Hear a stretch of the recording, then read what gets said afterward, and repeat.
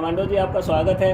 जो कमांडो बनते हैं वो हजारों में चुनिंदा लोग निकल के आते हैं और ये वो सिपाही होते हैं, वो सोल्जर होते हैं जो फिजिकली मेंटली अपने आप में बहुत ज़्यादा फिट होते हैं, जो हर परेशानियों से लड़ सकते हैं। तो उन्हीं नौजवानों को चुन करके ट्रेनिंग में भेजा जाता है। लगभग 42 दिन की ये ट्रेनिंग चलती है। तो वहाँ से फिर ट्रेनिंग करने के बाद में कमांडो शब्द निकल के आता है। जब आप कमांडो की पूरी ट्रेनिंग कर लेते, बड़ी हार्ड ट्रेनिंग होती है।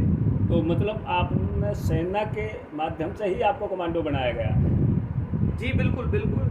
फूल राजपूत रेजिमेंट में मैंने जॉब की और लगभग मेरी 8-9 साल सर्विस हो गई थी। उसके बाद में फिर मुझे मौका मिला कमांडो ट्रेनिंग करने का। ये साल में 1 या 2 वैकेंसीज आती हैं बटालियन के अंदर और बटालियन में फिर ट्रेनिंग चलती है, बेसिक ट्रेनिंग। उसके बाद में बेलगांव कर्नाटक के अंदर ये घातक कमांडो का कोर्स होता है। फिर वहाँ 42 दिन ट्रेनिंग चलती है। उसके बाद में फिर आप कमांडो शब्द को लगाने के या कहलाने लायक बनते हो। तो ये कमांडो शब्द अपने आप में एक मतलब गर्व है अपने आप जी में। बिल्कुल बिल्कुल, गर्व है, यूनिक है। और चंद एक मैं बता रहा था, हजारों लोगों में कुछ लोग निकल के आते हैं क्योंकि ये अपने आप में पूरी दुनिया की सबसे हार्ड ट्रेनिंग है।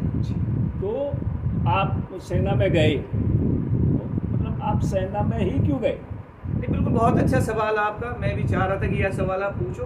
दरअसल ये कहानी बचपन से शुरू होती है। ये नहीं कि आपने 10th 12th की, ग्रेजुएशन की, यार कहाँ करना है, सडनली आप सोचने लगे नहीं मुझे तो फौज में जाना। ऐसा दरअसल फौज में नहीं होता, बाकी नौकरियों में जरूर ऐसा होता है कि सडनली बच्चा प्लान कर ले, यार ये कंपनी ज्वाइन कर लेता हूँ, ये कोर्स कर लेता हूँ। बट जब आप आर्मी में जाते हो तो आर्मी का जो शब्द है, जो भारतीय सेना वाला शब्द है, वो आपके बचपन से जुड़ता है। जब आप छोटे होते हो, कितनी आर्मी की आप वीडियोस देखते हो, फोटो देखते हो, फिल्में देखते हो टीवी के अंदर, और बाई दी वे या बाई चांस किसी तरह से रेल या गाड़ियां आर्मी की निकल रही होती है, आप टाटा बाय बाय कर दे, वो वर्दी देखते हो, तो ये आपके ब्लड में आती है धीरे धीरे चीजें। वहां से वो अगर उत्साह बनता है कि नहीं यार मुझे माँ भारती की सेवा करना है, मुझे सेना में जाना है। तो ऐसे ही मेरा सपना था बचपन से कि नहीं मुझे सिर्फ जाना है तो आर्मी में जाना, सेना में जाना, माँ भारती की सेवा करना। मतलब माँ भारती की सेवा करना ही आपका एक तरह से जुनून था या सपना था, ये कह सकते हैं? बिल्कुल, ज्यादातर युवाओं का यही होता है। वो पहले ड्रीम लेके चलते हैं मुझे भारतीय सेना में जाना। यहाँ देखो, मैं एक चीज जरूर जोड़ना चाहूंगा, पैसे का मैटर नहीं होता है यहाँ पे। मैटर जो मामला जो वो देश सेवा वाला होता है। तो क्या परिवार में भी पीछे आपके परिवार से भी फौजी रहे हैं या आप पहले फौजी हो अपने परिवार? देखिए जी, मैं पहला फौजी हूँ और हमारे पूरे गांव में ही लगभग 2 फौजी हैं बस। तो एक जुनून था नहीं यार बस आर्मी में जाना है। फिर कहीं ना कहीं जो मेरी माता जी थी वो गाइड करती रहती थी, क्योंकि मैं हरियाणा में पला बड़ा, तो वहाँ से काफ़ी लोग हैं आर्मी के अंदर। खुद मेरे मामा जी जिन्होंने मुझे पढ़ाया वो भी आर्मी में थे, नाना जी आर्मी में थे। तो मैं वहाँ पे रहा, वहीं पे पला बड़ा, तो वहीं से एक थी मेरी सोच मेंटेलिटी, मुझे बस फौज में जाना है। मतलब परिवार नहीं था, लेकिन जो माँ का ननिहाल था। परिवार, जी, माँ का बिल्कुल। परिवार जिसे कह सकते हैं, वो वहाँ से आपको प्रेरणा मिली कि भाई हम मुझे भी मतलब माँ भारती की सेवा करनी चाहिए। जी बिल्कुल। तो आप फौज में भर्ती हो गए और 20 साल आप पूरी सर्विस करके आए हैं। तो मेरा सवाल यही है कि 20 साल का जो आपका अनुभव रहा सेना का, आप कहाँ कहाँ गए, किस किस तरह के ये मेडल हमने देखे, अभी थोड़ी देर पहले मैंने दर्शकों को दिखाए। तो ये इतने सारे मेडल किस बिहाफ पे आपको किस किस वजह से मिले, थोड़ा सा इस बारे में और ज़रा हमें बताओ। जी बिल्कुल ज़रूर। सन 98 के अंदर मैंने आर्मी ज्वाइनिंग की और जो मेरी पहली पोस्टिंग थी वो सिक्किम के अंदर थी। फर्स्ट में मैं सिक्किम गया था, चाइना बॉर्डर पे। वहाँ के बाद में फिर पंजाब पोस्टिंग आई फिरोजपुर के अंदर। फिरोजपुर में पोस्टिंग आने के बाद शुरू से जिस तरह से मैंने आपको कहा मैं हरियाणा में रहा, तो रेसलिंग मैंने, कुश्ती मैंने की हुई थी। तो फिर मैं कुश्ती में शुरू में गया, फिर वहाँ पे प्रैक्टिस की मैंने। फिर जो हमारे सीनियर्स होते थे वो बोले यार शूटिंग निशाना तुम्हारा अच्छा है तो क्यों ना शूटिंग भी तुम अप्लाई करो। तो फिर मैं शूटिंग टीम होती थी आर्मी के अंदर, फिर मैंने वो ज्वाइनिंग की, उसमें प्रैक्टिस की और वहीं से फिर ये मेडल का सिलसिला और ट्रॉफी का सिलसिला शुरू हो गया। दरअसल एक जो जुनून था बचपन से, फिर यंग हुए, उसके बाद में फौज में गए, तो वो जुनून कभी कम नहीं हुआ। यदि वहाँ पे मेंटलिटी इस तरह की बन चुकी थी कि आपको कोई लक्ष्य को गोल दिया गया कि आपको ये स्पोर्ट्स करना है, इसमें मेडल लाना है, क्योंकि उसमें मान सम्मान कहीं ना कहीं पलटन का होता था। जिस यूनिट का हम नमक खाते थे तो हमें लगता था कि अपनी यूनिट का नाम रोशन करना, उसको बड़ा करना है। तो वहाँ पे जो भी कॉम्पिटिशन्स होते थे, हम चाहते थे कि यदि नाम यहाँ सबसे नंबर 1 नाम जो बोले पहले स्थान पर जो नाम आए वो आए फूल राजपूत रेजिमेंट का, तो हम उसी के लिए मेहनत करते थे। तो ये सिलसिला लगातार चलता रहा। भारतीय सेना, बटालियन, बस इनके लिए करना है, इनके लिए जीना है, बस यही सिलसिला लगातार चलता रहा। तो सेना अपने आप में ही जो मतलब एक बहुत गर्व का विषय है, लेकिन एक डर भी होता है मन में, कहीं ना कहीं से किधर से युद्ध शुरू हो गया, कहीं से गोलियाँ पड़ी, कहीं से बम आ पड़ा। तो कभी ऐसा महसूस हुआ आपको, जो आप अलग अलग कहीं भी जैसे गए हैं, तो कहीं ऐसा डर नहीं लगा यार? नहीं, आपके सवाल से मुझे याद आ गया, जब मैं नया सिपाही था फिरोजपुर के अंदर, अभी मैंने आपसे चर्चा की, तो ये सन 2001 की बात है। आपको भी याद होगा कि आदरणीय अटल बिहारी प्रधानमंत्री थे देश के, और संसद पे अटैक हुआ था। तो हमारी यूनिट फिरोजपुर के अंदर थी। तो जैसे ही संसद पे अटैक हुआ, उसके बाद में ऑर्डर्स पास हो गए थे पूरे इंडियन आर्मी को कि आप लड़ाई की तैयारी कीजिए, क्योंकि हालात ऐसे बन गए थे कि कभी भी हमें लोगों को अटैक करना पड़ सकता पाकिस्तान के ऊपर। तो हम लोग पूरी तैयारी में थे, बॉर्डर पे लग चुके थे, वहाँ पे अम्युनिशन बांट दिया गया था, और सिर्फ ये था कि आदेश आने वाला है, चंद ही घंटों में, चंद मिनटों में बस लड़ाई शुरू होने वाली। तो हमें पूरा आभास हो चुका था कि बस लड़ाई तो लगने ही वाली है। बट जब हम बैठ करके चर्चाएं करते थे, बातें करते थे, हमारे पुराने उस्ताद हुआ करते थे, ऑफिसर्स हुआ करते थे आर्मी के अंदर, तो सबकी सिर्फ एक ही तमन्ना होती थी, डर आपका भगता था जब आप सोचते थे कि यार चल ठीक है, शहीद हो गए तो फिर यार तिरंगे में जाएंगे। शहीद हो गए तो किस में जाओगे? तिरंगे में जाओगे, मान सम्मान के साथ में जाओगे। और ये तिरंगे का जो कफन है, हर किसी को नसीब नहीं होता।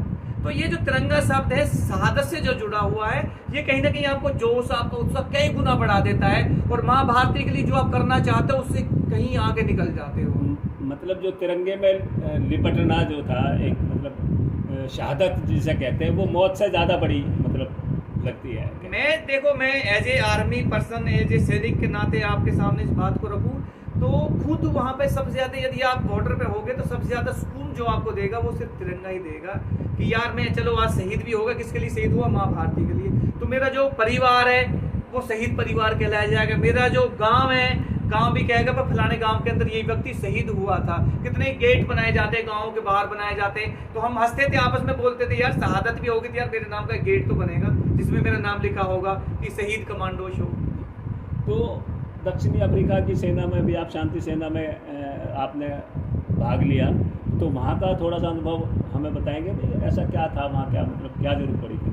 देखिए, आपका जो सवाल है ये थोड़ा सा टच करेगा अग्निपथ और अग्निवीर जो बना रही है भारतीय जनता पार्टी, उसको थोड़ा सा टच करेगा। दरअसल ये सन 2002 की बातें हैं। एक कंपटीशन सर्टिफिकेट का शूटिंग का निशानेबाजी का था, तो लगभग 25-30 यूनिटें थे जो पार्टिसिपेट कर रही थी उस शूटिंग कंपटीशन के अंदर, और हम लोग फाइट में चल रहे थे। पहले स्थान पर फोर्ट जाट चल रही थी, दूसरे स्थान पर फोर्ट राजपूत थी। लगभग सभी का जो कंपटीशन हो चुका था वो मेरा रिजर्व था, और फोर्ट जाट वाले भाई थे उनका रिजर्व था। तो हमारे सीओ सोइन साहब हुआ करते थे, सरदार जी थे, तो वो बड़े ही पॉजिटिव इंसान थे, और वो चाहते थे कि बस फोर्ट राजपूत का नाम टॉप पे रहे, और उसके लिए वो मेहनत भी करते थे और हार्ड वर्क करवाते थे पूरी पलटन से वो। तो वो मेरे पास, मैं उन्होंने कहा कि यार अशोक फर्स्ट करा दे फोर्ट राजपूत को, तेरे को विदेश तक भिजवा दूंगा, जो कहेगा वो हो जाएगा तेरे लिए, लेकिन मेरी यूनिट फर्स्ट होनी चाहिए। बहुत जुनूनी टाइप के थे, बहुत देशभक्त भरा हुआ था उनके अंदर। तो लास्ट में जब मेरा कॉम्पिटिशन हुआ तो मैंने कहीं ना कहीं वो पॉइंट कवर करके और अपनी पलटन को फर्स्ट कराया। तो इतना उत्साह था वहाँ पे, इतना हंगामा हुआ, सबने इतने ढोल नगाड़े बजाए, पूरी पलटन ने एक तरह से खुशी का माहौल था वहाँ पे, जश्न मनाया, वहाँ पे पार्टियां हुई। और जब सीओ साहब ने बोला कि तेरे को यार 27 राजपूत विदेश जा रही, शांति सेना के अंदर जानी, उसमें तुझे भेजना है पक्का। बट 15 दिन बाद पता चलता है कि भारतीय सेना का ये आदेश है कि जो अंडर 5 वाले हैं, जो 5 साल से कम वाले हैं, उनको नहीं भेजा जाएगा विदेश। और मेरे लगभग 3 महीने के आसपास बच रहे थे 5 साल के अंदर। तो जब सीओ साहब ने मुझे बुलाया, कहा कि यार ऐसे 5 साल वाला वो जाएगा ही नहीं, विदेश ही नहीं जाएगा। मैंने कहा जी क्यों नहीं जाएगा सर? वो बोले कि 5 साल से कम वाला दरअसल पूरी तरह से फौजी माहौल में ढलता ही नहीं है, इसलिए नहीं जाएगा। तो यार आपको 3 महीना रुकना पड़ेगा। तो उसके बाद जब सीओ से बात की, 27 राजपूत के सीओ, तो उन्होंने कहा कि हम 4 महीने बाद जाएंगे, आप भेज सकते हो उनको, अशोक जी को। तो तब जाकर के मुझे फोर्ट राजपूत से भेजा गया वहाँ पे 27 राजपूत में, और फिर मैं विदेश गया। तो वहाँ का अनुभव साउथ अफ्रीका का कैसा रहा? देखो, साउथ अफ्रीका का जो अनुभव है, वहाँ पे एक देश पड़ता है आपका इथियोपिया और इरिट्रिया, दोनों मिले हुए कंट्री हैं, और इथियोपिया में से इरिट्रिया बना है। दरअसल वहाँ पे भूखमरी, बहुत ज़्यादा भूखमरी है वहाँ पे लोग, मतलब ये देखा मैंने वहाँ पे, मैं बयां भी नहीं कर सकता अपने शब्दों में। हम लोग कुछ खुद बिस्किट्स भर के लेके जाते थे बैग के अंदर, जो रोड पे हमें लोग मिलते थे, और वहाँ पे घर भी नहीं रहते थे, टेंट में लोग रहते, उनको बिस्किट से बांटना, अपनी तरफ से पानी उनको उपलब्ध कराना, और मेडिकली सुविधाएं भी हम लोग उनके लोगों को देते थे। तो वहां पे जा करके ये चीजें ग्राउंड पे देखने को मिली और वाकई भुखमरी चीज क्या है, क्या हालत होती है फिर देश की, यदि भुखमरी की हालत आ जाती है देश की, तो देश को कहीं ना कहीं सर्वोपरि रखना चाहिए। हमेशा यही सीखा हमने जा करके अफ्रीका के अंदर। तो अभी जैसा आपने बताया कि भाई वहाँ 5 साल वाले ही जाए पाएंगे, तो अभी जो सरकार योजना लेके आई है वहाँ तो 4 साल के सैनिक बना रहे हैं, और वो योजना अग्निपथ। तो आप कामाडो साहब इस बारे में विस्तार से ज़रूर थोड़ा सा बतावें हमें कि भाई ये 4 साल में कैसे सैनिक तैयार कर देंगे, और क्या क्या योजना ये सरकार की है, किस तरह से ये फायदे करेगी या नुकसान करेगी, इस बारे में सारी चर्चा आप अपने कम समय में और पूरे लोगों को समझ में आ जाए कि भाई इसके क्या फ़ायदे हैं और क्या नुकसान। देखो, सबसे पहले तो मैं जो लोग मुझे देख रहे हैं, मैं उनको ये कह देना चाहूँगा कि मैं आपको पूरी बातें तथ्य के साथ रखूँगा। चैनल क्या बोलता है, नेता क्या बोलते हैं, और वो अधिकारी जो ऑन ड्यूटी है लेफ्टिनेंट जनरल वो क्या बोलते हैं, मैं उस तरफ नहीं जाऊँगा। सिर्फ मैं तथ्य रखूँगा, जो 20 साल का मेरा अनुभव है वही मैं आप लोगों के साथ में शेयर करूँगा। ये लोग तो कहीं ना कहीं सरकार का ढोल बजा रहे। भाजपा जो योजना लेकर गए उसके लिए चाहे ऑन ड्यूटी सरकारी अधिकारी, वो भी उसी के फेवर में बोलेगा। मुझे पता ना, प्रमोशन वहीं से निकल के आता है, कहीं ना कहीं उसकी मजबूरी है बेचारे की, उसको नौकरी करनी है, हो सकता है प्रमोशन लेना हो उसको भारतीय सेना में, तो वो तो कहीं ना कहीं उसी की गाएगा बजाएगा। बात करूं मैं मंत्रियों की, आपके हमारे बगल में नोएडा गाजियाबाद से सांसद है वीके सिंह जी, जनरल तक वो रहे हैं, लेकिन उनका एक भी वक्तव्य ऐसा नहीं है कि जो देश के या माँ भारती की जो उन्होंने सेवा की है उसका नमक चुकाने के लिए हो। मैं सीधा सीधा बोल रहा हूँ आपसे, कोई भी वक्तव्य उन्होंने ऐसा नहीं लिखा, ना बोला है उन्होंने कि वाकई उन्होंने भारत माँ की रक्षा की है। सिर्फ वो नेता के लहजे में बोल रहे हैं, और वो बोल रहे हैं कि मोदी जी योगी जी को बुरा ना लग जाए, बस देश से कोई लेना देना नहीं। इस तरह का वक्तव्य मैंने जो देखा है, सुना है उनका। अब मैं आपके सामने पूरा विस्तार से रखूं इसके बारे में। दरअसल जो अग्निपथ योजना आई है, अग्निवीर बना रही है, सबसे पहले आपको सीधी सी एक चीज समझने की जरूरत है। आप थोड़ी देर के लिए भूल जाइए समय को, थोड़ी देर के लिए भूल जाइए आप पैसा को, भूल जाइए बाकी जो भी फैसिलिटीज है सबको भूल जाइए थोड़ी देर के लिए। और मैं दर्शकों से भी कहना चाहूंगा वो भी थोड़ी देर के लिए अपने आप को भूल जाए, बस सिर्फ ये समझे माने कि मैं भारत माँ का लाल हूं, बस तभी आप समझ पाओगे इन चीजों को। नहीं तो जो चश्मा पहन रखा आपने किसी पार्टी का, संस्था का, या कुछ भी पहन रखा, तो प्लीज मेरा निवेदन है कि उसको उतार के रख दें और समझे जो मैं कहना चाहता हूं आप लोगों से। देखो, हमारे लिए सर्वोपरि है देश की सुरक्षा, बाकी चीजें सब बाद में आती है। यहाँ की व्यक्ति विशेष भी बाद में आता है, प्रधानमंत्री राष्ट्रपति भी बाद में आते हैं, देशों को तभी तो होंगे ये लोग। ये सारी चीजें बाद में आती है, सबसे पहले आती है आपकी भारत माँ की सुरक्षा।